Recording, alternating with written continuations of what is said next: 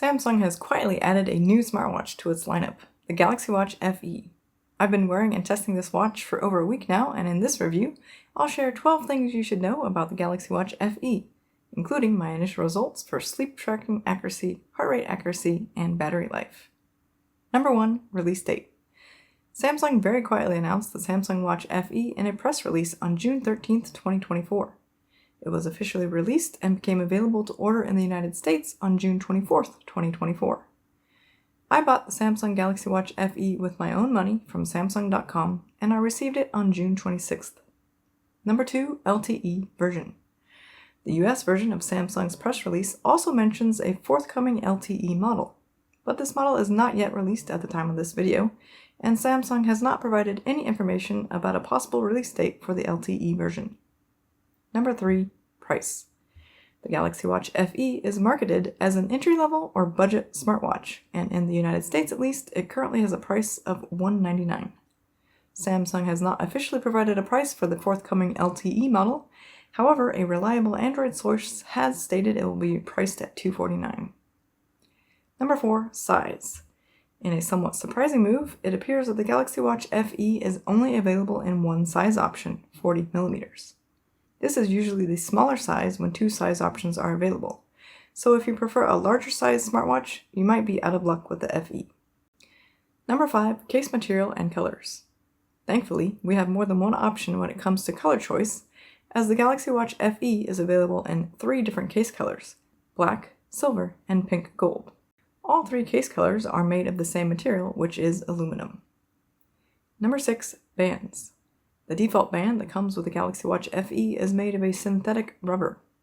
It has the quick release button on the back that was introduced last year, and this makes it much easier to attach the band to the watch.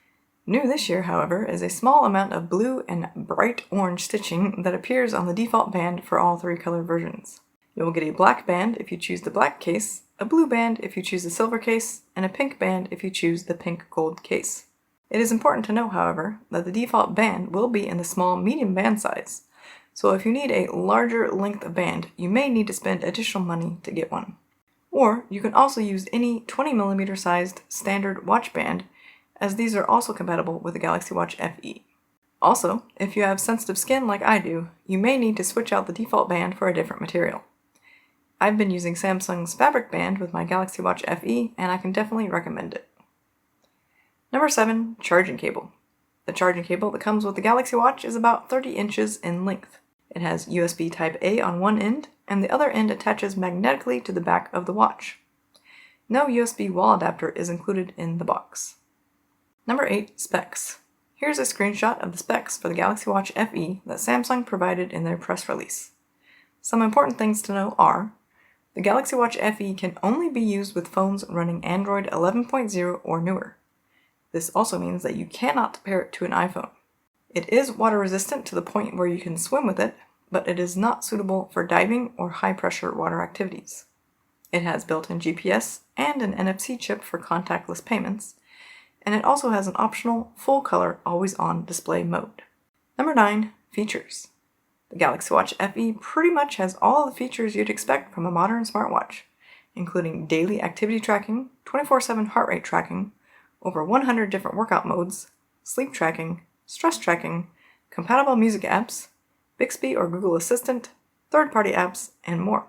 Surprisingly, the Galaxy Watch FE has nearly all the features of Samsung's higher-priced smartwatches, including blood oxygen and ECG, 2 features that Apple specifically leaves out of their budget-focused SE smartwatch.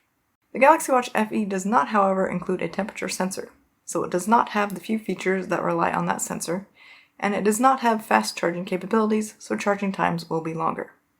Number 10. Sleep tracking accuracy. I've worn the Galaxy Watch FE during 9 nights of sleep, and this is what I can share so far. The Galaxy Watch FE did not track any of my naps.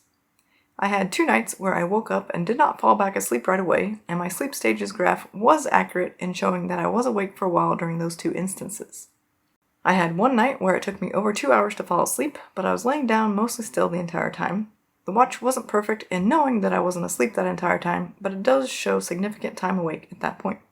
On average, the Galaxy Watch FE sleep start time was within 5 minutes of the time I noted I tried to start falling asleep, and 4 out of 9 nights it was within 1 minute.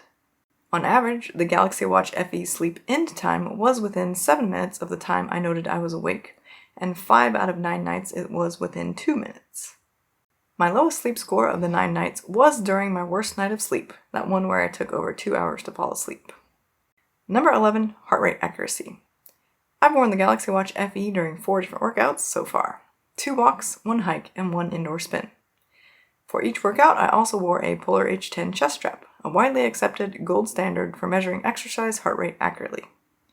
In each plot, the chest strap data is in red, and the Galaxy Watch FE data is in black. As you can see, the Galaxy Watch FE is keeping up pretty well with the chest strap.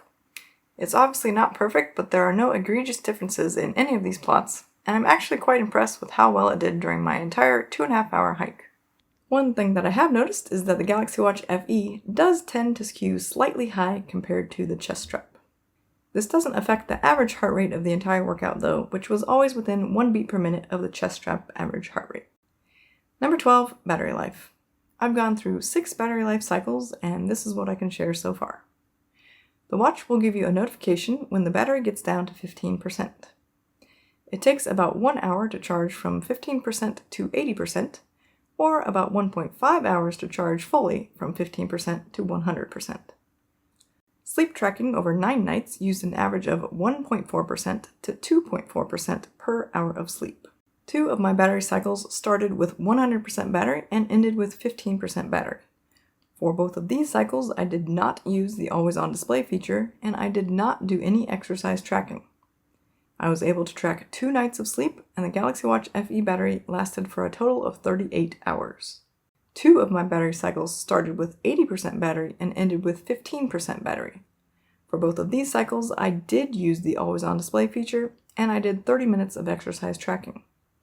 I was able to track 1 night of sleep, and the Galaxy Watch FE battery lasted for an average of 22 hours.